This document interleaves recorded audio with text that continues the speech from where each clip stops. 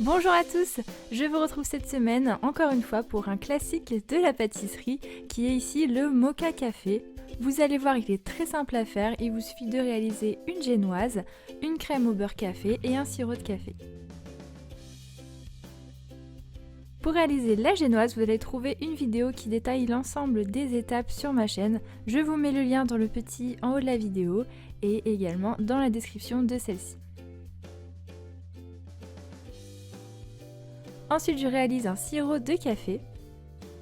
Il vous faut de l'eau, du sucre et de l'extrait de café.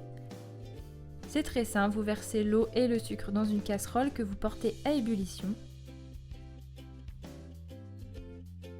Et hors du feu, vous ajoutez ensuite l'extrait de café. Vous pouvez le garder dans un bocal hermétique ensuite. Pour terminer, je réalise une crème au beurre au café.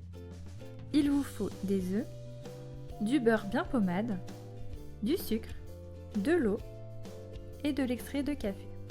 Dans une casserole, je verse l'eau et le sucre et je le mets sur le feu. En parallèle, je travaille bien mon beurre pour qu'il soit pommade et à température ambiante. Une fois que votre sirop atteint 116 degrés, on commence par mélanger les œufs à vitesse moyenne. Quand il atteint 120 degrés, je retire la casserole du feu.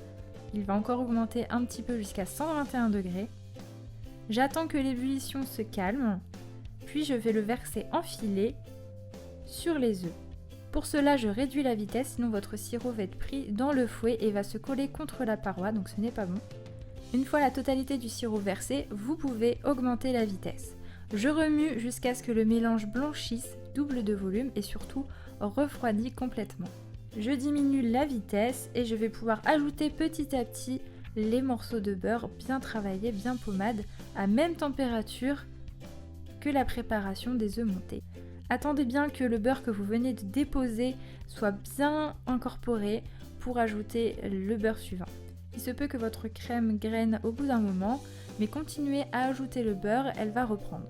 Si ce n'est pas le cas, il vous suffit de réchauffer un petit peu votre crème et de mélanger énergiquement, elle va reprendre correctement. J'ajoute ensuite l'extrait de café et je mélange une dernière fois. L'idéal est de l'utiliser tout de suite, sinon elle va durcir au réfrigérateur. Il faudra donc la retravailler, etc.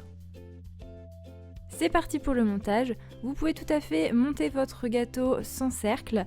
Pour ma part, je l'ai utilisé pour que ce soit un petit peu plus lisse.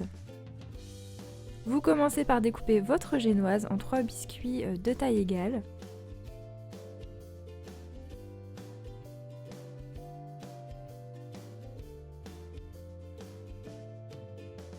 Si vous n'utilisez pas de cercle, pas besoin de les retailler ensuite. Pour ma part, je les redécoupe un petit peu pour qu'ils puissent rentrer dans mon cercle de 20 cm sans toucher les bords. Je commence par déposer une première couche de crème sur les bords du cercle. Pour le démouler plus facilement, vous pouvez mettre un papier rhodoïde autour. Je dépose le biscuit et j'appuie bien sur les bords pour faire remonter la crème. J'imbibe le biscuit généreusement de sirop de café.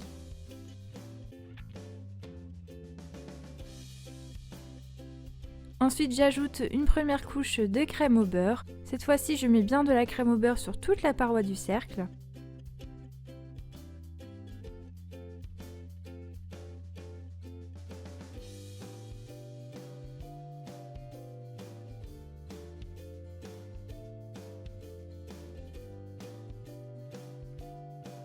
Je mets le deuxième biscuit que j'imbibe des deux côtés.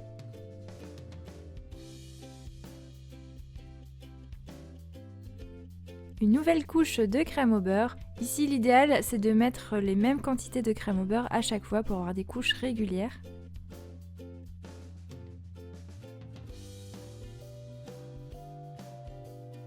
Je termine par le dernier biscuit, que j'imbibe également des deux côtés. Et je lisse le dessus en ajoutant le reste de crème au beurre et en passant une grande spatule.